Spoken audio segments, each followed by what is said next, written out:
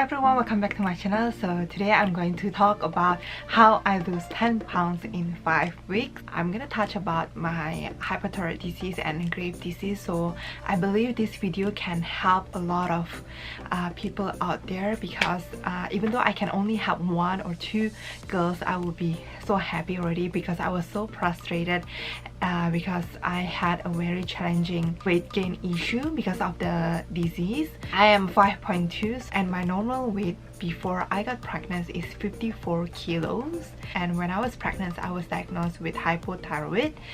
So for thyroid they have hyperthyroid, they have hyper. So during I was pregnant I was hypo, but because my doctor said because of the pregnancy my hormone may cause that issue, so I don't need to worry about that. I just need to do a follow-up checkup later on. I gained weight a lot. At the end of my pregnancy I was 87 kilos. I was pumping and I was breastfeeding my son. After he reached his 1 year old, I was back to my normal weight already, so 54 to 55 kilograms. At that time I didn't notice any problem, but a couple months later my dad said that how come my eyes kind of bulging, and then I didn't notice any difference. I just noticed that I'm always tired all the time. I always thought that that's because I have a baby, and then it turned out when I checked the blood test I have hyperthyroid now instead of hypothyroid. It was pretty bad and my blood rate is pretty high as well, so they gave me a medicine, so it's called tapazole.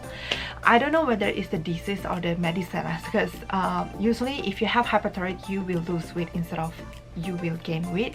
But for me, after I drink the medicine, which is tapazole, I gained like 1 kilos, and at that time I wasn't really worried, but at the end when I gained like about 10 pounds I was kind of worried already, and I raised my concern with my family doctor, with my endocrinologist, which is my thyroid specialist doctor, and also my rheumatologist, which is my autoimmune disease specialist. And at that time they always say, oh, you shouldn't be worried, and then I asked whether I need to avoid some food, and they said I don't need to worry anything. I don't need to restrict any food intake. I can just eat everything, even the salt. I asked whether I need to change the salt. They said it's okay.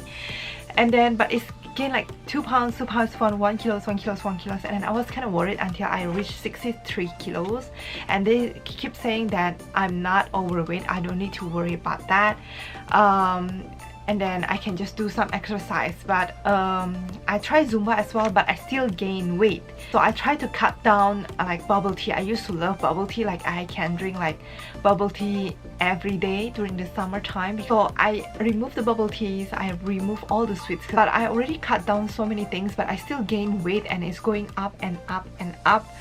I even remove fries sometimes from my meals, but still I keep gaining weight until I reached 69.5 kilos. A couple months ago it was like 66, 67, 68, 69.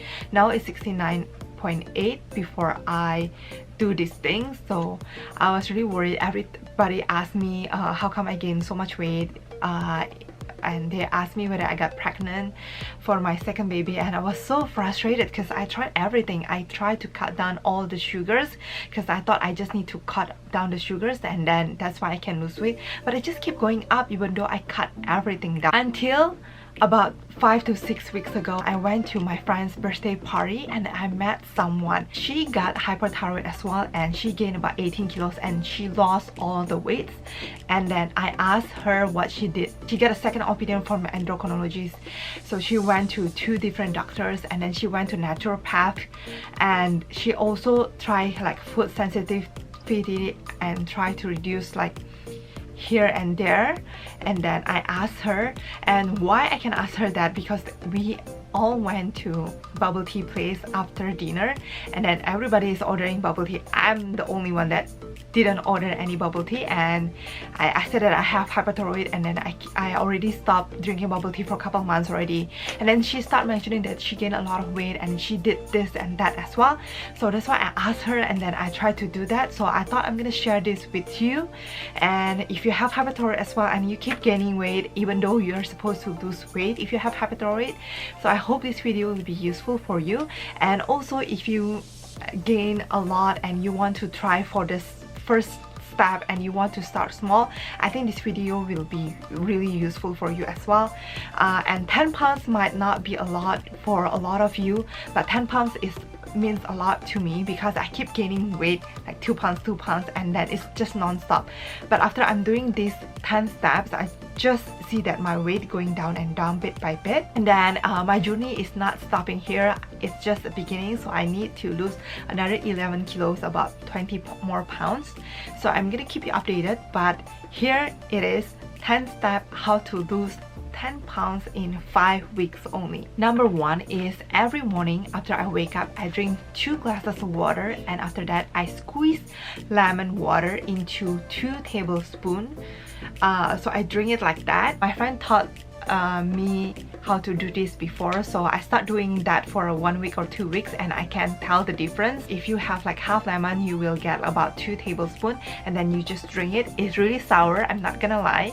And then just wait. At first I didn't know what's the function, but I read it online. Apparently it can clean your gut, so you need to wait 15 to 20 minutes before you drink like celery juice or eat any breakfast. It will clean your gut because your gut was working the whole night when you were sleeping yesterday. And when I'm lazy to do that, if I skip the lemon, or if I skip to squeeze the lemon to tablespoon, if I just squeeze it into my water bottle, I can tell the difference. The one that works is to squeeze the pure lemon juice into the tablespoon, drink that. Now go to the second part. For number 2 is I drink lots of water, lemon water or mint water. So after I squeeze the lemon, I just put the lemon into my water bottle, and then I just keep refilling my water bottle. So I try to drink minimum 2 liters or minimum 8 glasses of water. And then sometimes I just put lemon, sometimes I mix lemon and mint, but I can tell the difference. It makes me want to drink more water. If you don't drink a lot of water, sometimes you feel you're hungry, but turn out you're just thirsty. So sometimes if I just really want to eat snacks, I just when I'm bored or I just want to chew something, I just try to drink water, like my lemon water, and I will feel so much better. Number 3 is to drink green juice for your breakfast. I know it's like a common knowledge, bread is not good for you because of the flour, because of the carbs. So I try to eat 2 eggs every morning. So I was really frustrated already because I already changed to eggs, and a lot of people say eggs is good for you. So I eat 2 eggs and it makes me full, but I don't lose any weight. I keep gaining weight. Again, this is what my friend told me. So he made green juice every day. So I try to make green juice for my breakfast, and I can tell the difference again in my weight. I lose some weight already instead of going up and up. So what I like to do is to mix kale, blueberry and spinach, so you can eat your fruits and you can eat your veggies as well. So what I like to do is, this is my tip, so I just prepare like 7 small Ziploc, and I already washed the blueberry, I already washed the spinach, I already washed the kale, and then I just cut it, then I just put it in 1 Ziploc. So 1 Ziploc will do for 1 breakfast. So it's really easy, it's really fast, it's really healthy, and it makes you full as well. All the 7 Ziplocs back, I will put it on the freezer. So every morning I just mix a little bit of water in my blender and just put that, and then I will drink the whole thing, and it makes me full. It will take some adjustment, but later on you will get used to it. And also I'm going to talk about that later on. You can also have snacks, but healthy snacks, before your lunchtime. Number 4 is to find substitute for your favorite food or your carbs. I try to cut the rice, but somehow I didn't feel any difference on my weight. It just kept going up, probably because I tried to cut rice and I'm hungry. I eat more meat. I substitute rice with quinoa. For me, that works the best. Doesn't taste as good as rice, I think, but for me it's good. If I don't eat rice, my stomach feel empty and I don't feel good about it. So if I eat quinoa, then I feel really good. And sometimes I'm bored with quinoa, so I try to eat pasta, but healthy pasta. So I used to eat regular pasta and it's really cheap. For like 1 bag is only $1, but I try to switch it from regular pasta to brown rice pasta. And then I saw another YouTuber, she bought chickpea pasta, so it's from veggies and from nuts. So I tried to do that. I bought it. It's like so expensive. It's one box is like $7, but I think it's really worth for me. So I don't feel guilty. The calorie is really low. I can still eat pasta if you want, and it tastes not as perfect as the regular pasta, but it's almost perfect. So I think it's good enough for me. And another thing is that I tried is apparently I'm really sensitive to soya. For Indonesians, we eat a lot of soya, like tofu, like tempeh, sweet soya sauce, we use that for everything. When we cook egg, when we cook fried rice, when we cook meat, we use soya sauce for everything. So I thought when I have thyroid, I need to cut down on salt level. That's why I eat a lot of soya. So I love Japanese food as well, so I eat a lot of soya. So apparently soya is a big no-no for me. So I changed from soya sauce into the gluten-free soya sauce. My friend told me to try this one, and it really works for me. I think it tastes like soya sauce, but it's gluten-free. Number 5 is the one that I touched a little bit, is to find your food sensitivity. So I know this from my friend, the one that I met during the birthday party. She tried it, that's why she knows. If you want to have like a fast result, you can do like a blood test at naturopath, but it will cost you a lot of money. It costs you like more than $300. If you want to do like a more comprehensive one, it costs you almost like $500. So at first I talked to my naturopath, I'll just do that right away, so I know what's my food sensitivity. Apparently it's more than $350. So I tried to cut down what my naturopath say that it will create dampness, which is some of them are eggs, dairy, rice, potatoes. But he asked me what will be the most difficult for me. I said it's eggs, because I love eggs, and because I cannot eat bread, I just substitute with eggs. So apparently eggs can create dampness. Dampness can also make you sick more often. You can also have like a difficult time to breathe. Sometimes when I was working full-time at the office, I have difficulty in breathing. Sometimes I need to breathe to my mouth, but because I'm eating healthier now, I can breathe easily. For my disease, I need to avoid seafood as well, and seaweed. I like all kind of seafood, so apparently I need to cut down a little bit if I have thyroid disease. And also I need to cut down seaweed, and I love seaweed. I love Japanese food, I love sushis, and I even sometimes cook like seaweed soup because I thought it's healthy. And also I like to eat seaweed snacks, so apparently it's a big no-no for me. So everybody is different, everybody has a different food sensitivity, but I hope this video will be helpful in order where to start. So I'm more careful about sweet soya sauce, oyster sauce. Sometimes I still use a little bit of oyster sauce or fish sauce, but I'm more aware that it's not really good for me, and that's why I cut it down a little bit. Number 6 is to eat smaller portions and eat more often, chew longer. So for me, I eat so fast, especially because I have a son. I need to take care of him, so I eat really fast, and then I need to feed him. But it's a big no-no, so you need to eat smaller portions. If you chew more slower, you can feel more full. I always thought that I need to eat 3 times a day if you need to cut down your food, but apparently you can still eat snacks as long as the snack is healthy. For snacks, I eat fruits, and I also eat almonds. Number 7 is to change your bowl, your utensils, to a smaller one. So I used to eat with a regular plate, the adult one, and I changed it to like a small bowl.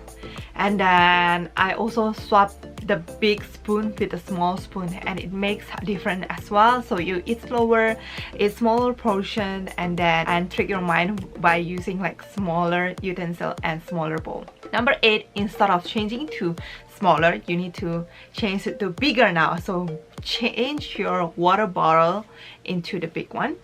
Change your glass into the big one if you have it, because if you have like a big glass or big water bottle, you will tend to drink more. That's how I feel. I have like several water bottles. I feel like if I use my smaller water bottle compared to my big one, I will drink more if I use my big one. Number 9, eat more veggies, so large size of veggies and medium size or smaller portions of protein like meat, fish, chickens, and then a really small or like smaller portion of carbs. So for me, my carbs now is like quinoa or like the chickpea pasta.